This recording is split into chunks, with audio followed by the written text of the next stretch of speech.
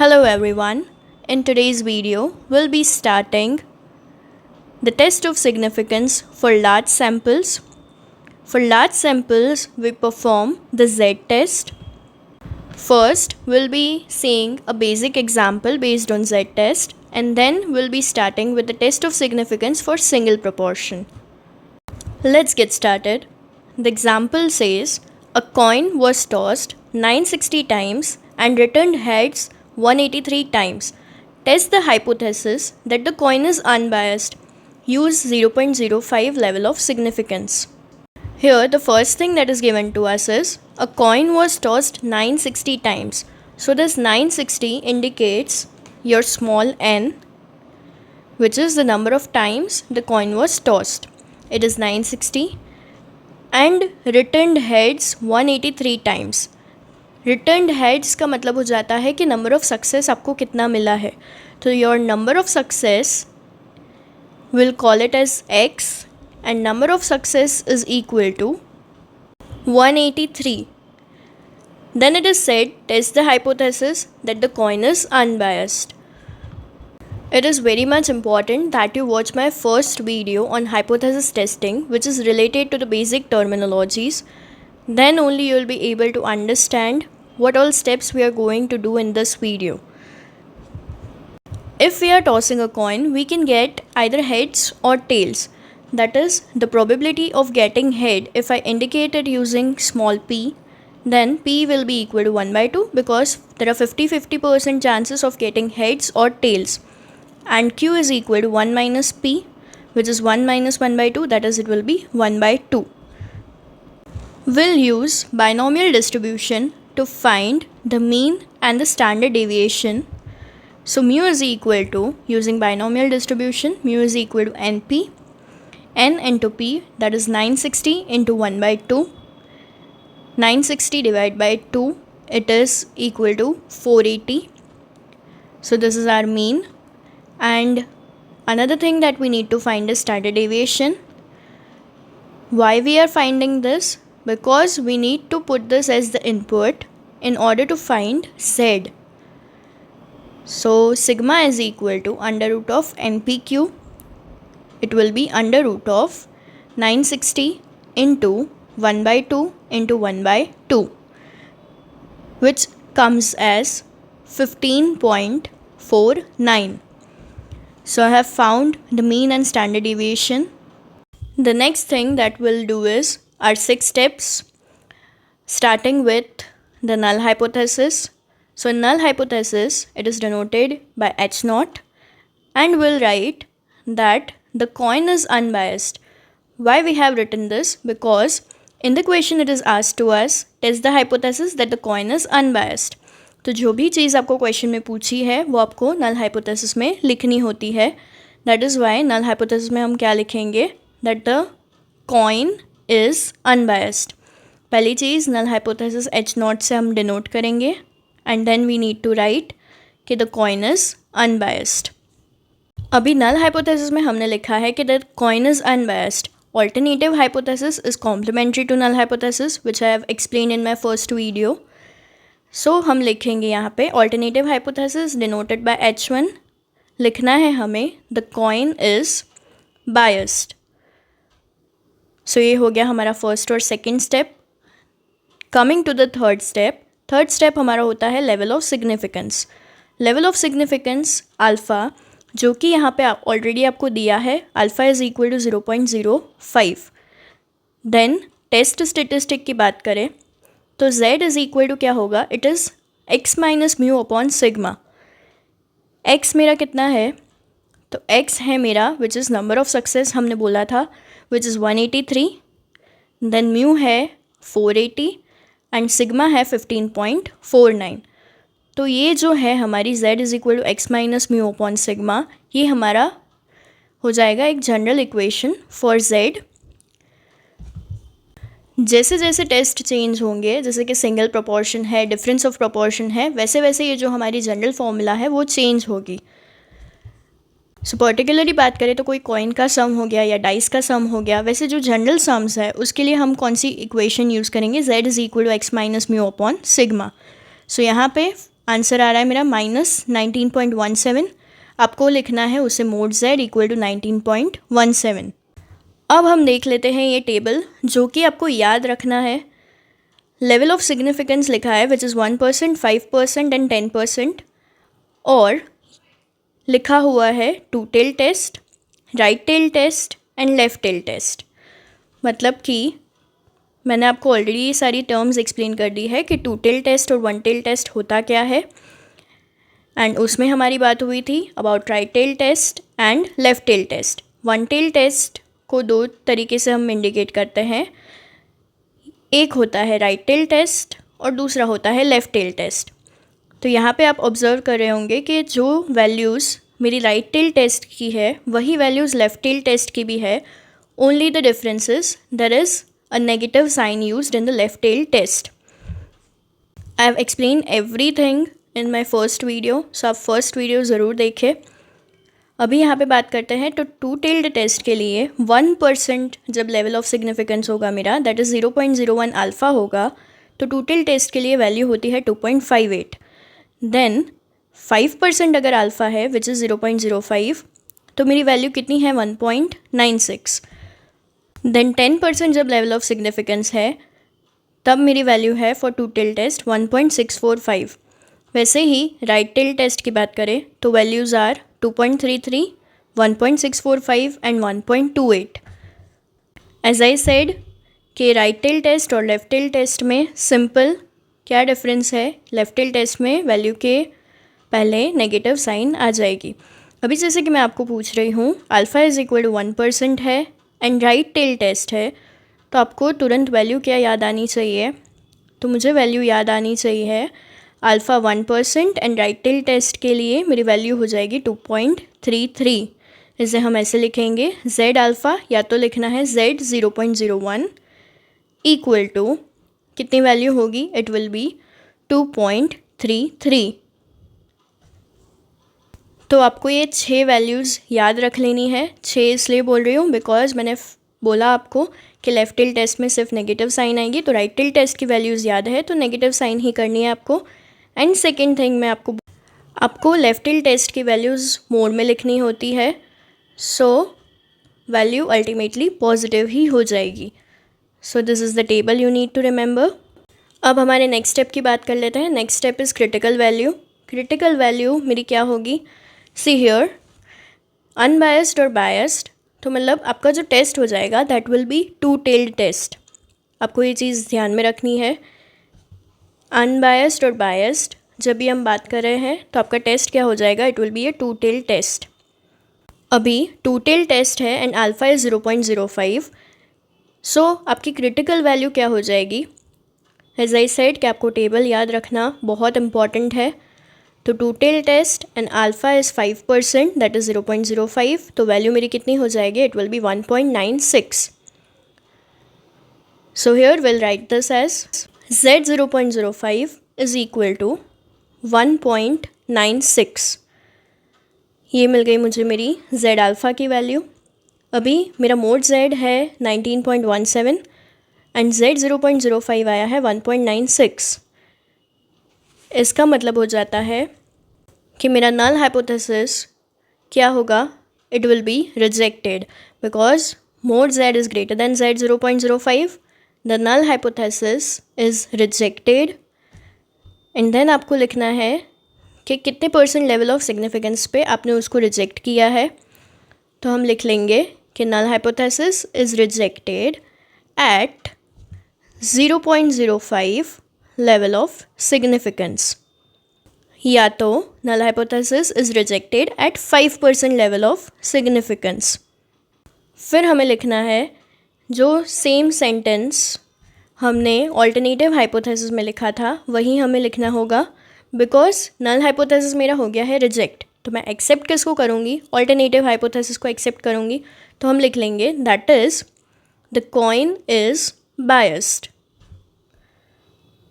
सो ये था एक general example based on the Z test. अभी हम स्टार्ट करते हैं test of significance for single proportion. तो जब भी आपको सिंगल प्रोपोर्शन का क्वेश्चन देखने मिलेगा तो आपको 2 प्रोपोर्शंस दिए होंगे, तो आप सोचेंगे कि अभी तो मैंने बोला कि test of significance for single proportion, तो फिर 2 प्रोपोर्शंस क्यों दिए होंगे? तो एक प्रोपोर्शन आपका होगा सैम्पल प्रोपोर्शन और दूसरा प्रोपोर्शन आपका होगा पॉपुलेशन प्रोपोर्शन। अभी जैसे कि मैंने यहाँ पे लिखा है H0 और H1, तो H0 मतलब नल हाइपोथेसिस में हम कंपेयर करेंगे पॉपुलेशन के पैरामीटर्स को। पॉपुलेशन के पैरामीटर्स को कंपेयर करते वक्त P is equal to P0, यहाँ पे ये P0 है कुछ वैल्यू जो कि आपको कहाँ मिलेगी क्वेश्चन में। और H1 में क्या होगा, P is not equal to P0, जिसमें 2 चीज़ें हो सकती है, या तो P is greater then P0 या तो फिर P is less then P0। अभी Z की बात करें तो Z इज़ इक्वल टू, ये आपको याद रखनी है फॉर्मूला, जैसे कि मैंने बोला था हर टेस्ट के लिए Z की जो फॉर्मूला होगी वो चेंज होगी। सिंगल प्रोपोर्शन में आपको याद रखनी है ये फॉर्मूला P माइनस P, जहाँ पे फर्स्ट वाला जो P है that is small p minus capital P upon under root of capital P into capital Q upon n। यहाँ पे कैपिटल Q आप कैसे फाइंड करेंगे, you will find it by 1 minus capital P। The small p is your sample proportion, capital P is your population proportion।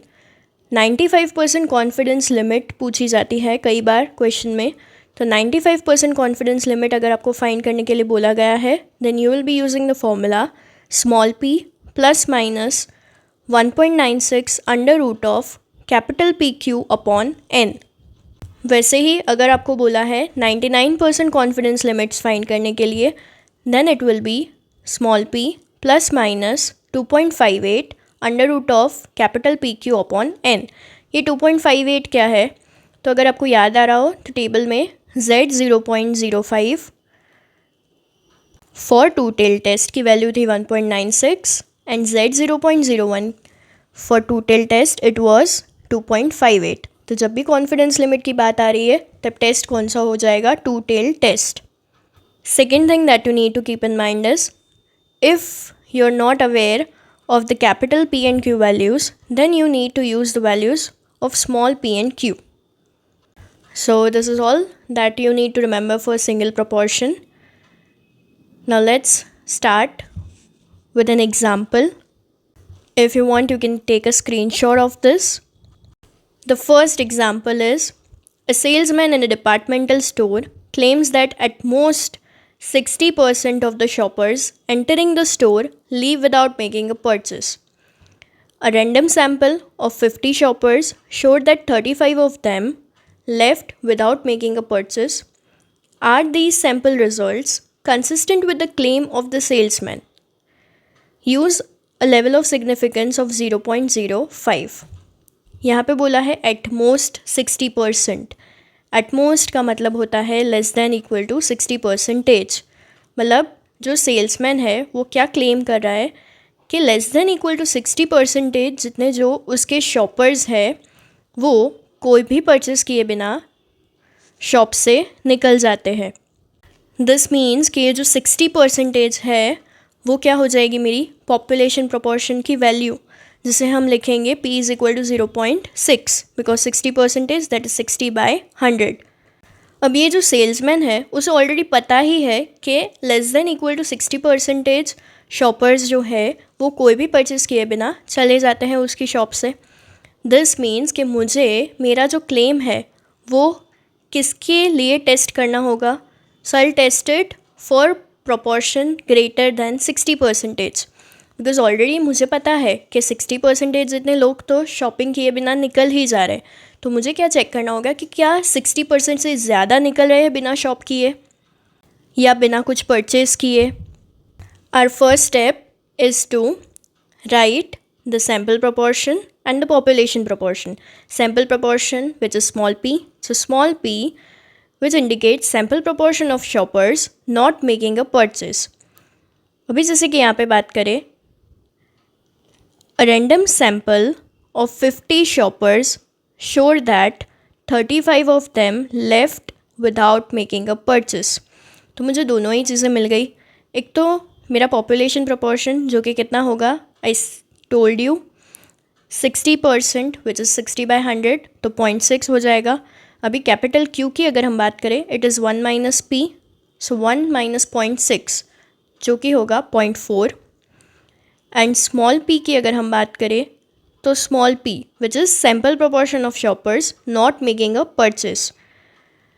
तो यहाँ पे clearly हमें दिया है random sample of 50 shoppers showed that 35 of them left without making a purchase. 50 में से 35 ने कोई परचेस नहीं की है. सो इसे हम कैसे लिखेंगे? Will write this as 35 divided by 50. 35 divide by 50 कितना हो जाएगा? It will B 0.7.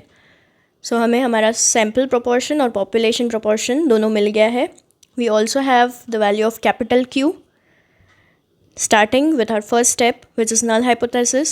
Null hypothesis H naught. हमें population parameter को compare करना है, that is population proportion को हम लिखेंगे P is equal to 0.6. जैसे कि मैंने आपको बताया था हमें क्या लिखना होता है, P equal to P naught. यहाँ पे ये P naught जो है वो कोई value है which is given to you in the question. So P is equal to 0.6 हो जाएगा. हम लिख लेंगे कि that is the proportion of shoppers not making a purchase is 60%. जो क्लेम हमारा सेल्समैन कर रहा है वही सेम हमें नल हाइपोथेसिस में लिखना है. So will write it as that is the proportion of shoppers not making a purchase is 60%. फिर ऑल्टरनेटिव हाइपोथेसिस हमारा क्या हो जाएगा? H1 will be P is greater than 0.6 which I have already explained you. और P greater than 0.6 मतलब कि कौन सा टेस्ट हो जाएगा? It will be right tailed test. Then our next step which is level of significance. तो level of significance मेरा क्या हो जाएगा? Alpha is equal to 0.05 which is already given to me in the question. तो ये हो गए हमारे 3 steps complete. Then starting with the 4th step which is test statistic. उसमें हमारी फॉर्मूला हमें याद होनी चाहिए फॉर सिंगल प्रोपोर्शन, क्योंकि यहाँ पे सिर्फ मुझे सैम्पल प्रोपोर्शन और पॉपुलेशन प्रोपोर्शन यही दिया है. दिस मीन्स कि ये क्वेश्चन मेरा कौन सा हो जाएगा? सिंगल प्रोपोर्शन पे बेस्ड क्वेश्चन होगा. So small p minus capital P upon under root of capital PQ by n. स्मॉल p है मेरा 0.7, कैपिटल P जो कि है मेरा 0.6, then under root of capital P into capital Q upon n. Capital P is 0.6, capital Q is 0.4 and n is 50. So z is equal to 1.443. और test statistic में आप ऐसा लिख लीजिए कि mod z is equal to 1.443. Then table आपको याद होना चाहिए, then only you will be able to write the critical value. So यहाँ पे it is right tail test and alpha is 0.05. So right tail test और 5% level of significance के लिए value मुझे क्या याद होनी चाहिए? It is 1.645. Critical value मेरी z 0.05 is equal to 1.645. वो टेबल आपको दिया नहीं जाएगा. You need to remember that table. Again and again I am repeating the same thing. So z 0.05 is equal to 1.645. देन डिसीजन की बात करें तो डिसीजन क्या हो जाएगा मेरा? मैंने जैसे आपको बोला टेस्ट स्टेटिस्टिक में आप मोड z इक्वल टू 1.443 करके लिखेंगे. Because 1.443 is less than 1.645, that is will write mod z is less than z 0.05. The null hypothesis क्या हो जाएगा इसमें? It will be accepted. और दूसरा मैंने आपको बताया है कि एक्सेप्ट हो गया तो आपको क्या करना है? जो सेंटेंस आपने नल हाइपोथेसिस में लिखा है वही सेम यहाँ पे आप लिख लेंगे. तो आपको लिखना है दैट इज़, यहाँ हमने नल हाइपोथेसिस में लिखा था the proportion of shoppers not making a purchase is 60%. या तो आप ये लिखे या तो दूसरा ऑप्शन है आपके पास, यहाँ पे दिया है are these sample results consistent with the claim of the salesman. तो आप दूसरा लिख सकते हैं that is the sample results are consistent with the claim of the salesman. Let's solve another example. In a random sample of 160 workers exposed to a certain amount of radiation, 24 experienced some ill effects. Construct 95% confidence interval for corresponding true percentage. तो जैसे कि मैंने आपको बताया था, confidence interval के लिए अगर आपको क्वेश्चन पूछा हो तो आपको कॉन्फिडेंस लिमिट वाली फॉर्मूला यूज़ करनी होगी. So you need to remember that.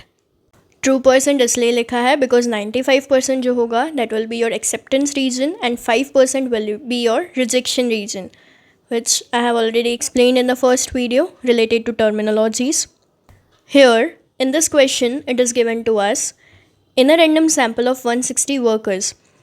So this 160 will be my small n. Small n is equal to 160. Then 24 experienced some ill effects. 24 experienced some ill effects. इसका मतलब मुझे sample proportion दिया है, तो हमें लिख लेना है P, that is the sample proportion of workers exposed to radiation. आप जब भी ये एग्ज़ाम्पल सॉल्व कर रहे हैं तब एग्ज़ाम में आपको ऐसा मेंशन करना पड़ेगा कि P जो है वो मेरा क्या इंडिकेट कर रहा है. It is sample proportion of workers expose to radiation. Total workers 160 है, उसमें से कितने रेडिएशन को एक्सपोज्ड है, तो 24. That is will write 24 upon 160 which is equal to 0.15. Small q find कर लेना है which is 1 minus p and it will be 1 minus 0.15 which is equal to 0.85. यहाँ पे अगर हम बात करें तो कैपिटल P आपको नहीं दिया है, तो मैंने आपको बताया था कि अगर कैपिटल P नहीं है आपके पास तो डेफिनेटली आप कैपिटल Q तो फाइंड नहीं कर पाएंगे. तो आपको क्या यूज़ करना है कॉन्फिडेंस लिमिट वाले फॉर्मूला में, you need to use small p and small q. So हमारा P है small p which is 0.15 and small q is 0.85. We already know the formula for 95% confidence limit. Formula है हमारी small p minus 1.96 under root of, मैंने आपको बताया था capital P into capital Q upon n, जहाँ मैंने आपको बोला था capital P into capital Q को आप रिप्लेस करेंगे small p and small q से if you don't know the value of capital P and capital Q. दूसरी चीज़, हमने ये फॉर्मूला कैसे लिखी थी, we had written it as P plus minus 1.96 under root of PQ upon n. वही same चीज़ मैंने यहाँ पे लिखी है, बस कॉमा कर दिया है. पहले मैंने माइनस वाला ले लिया और फिर मैंने लिया प्लस वाला. तो स्मॉल p है मेरा 0.15 minus 1.96 under root of p into Q. p है मेरा 0.15, Q है मेरा 0.85 अपॉन 160, कॉमा ये सेम मुझे बीच में क्या आ जाएगा, सिर्फ plus sign. That is 0.15 plus 1.96 under root of 0.15 into 0.85 upon 160. पहले हम स्क्वायर रूट में जो है वो फाइंड कर लेते हैं कैलसी में. So it will B 0.15 into 0.85 divided by 160 जो कि आ रहा है इतना. इसका स्क्वायर रूट निकाल लेते हैं, तो इसका स्क्वायर रूट निकालेंगे तो आंसर इज़ कमिंग एज 0.0282. अभी इसके साथ 1.96 मल्टीप्लाई कर लेते हैं, so it is coming as 0.0553. अब सिंपल आपको ये वैल्यू एक बार सब्ट्रैक्ट करनी है 0.15 में से और एक बार 0.15 में ऐड कर लेनी है. सो 0.15 माइनस 0.0553 कॉमा करके लिखना है 0.15 प्लस 0.0553. तो ये क्या हो जाएगा, एक बार देख लेते हैं. 0.15 प्लस 0.0553 जो कि होगा 0.2053 एंड 0.15 माइनस 0.0553 वो कितना हो जाएगा 0.0947. तो हमारे पास दोनों वैल्यूज़ आ गई है. सो कॉन्फिडेंस लिमिट या तो हम बोल सकते हैं कॉन्फिडेंस इंटरवल वो कितना होगा मेरा 0.0947 to 0.2053. With this, I have covered both the types of examples related to test of significance for single proportion. The next video will be on test of significance for difference of proportions. Please don't forget to like the video and subscribe my channel. Thank you.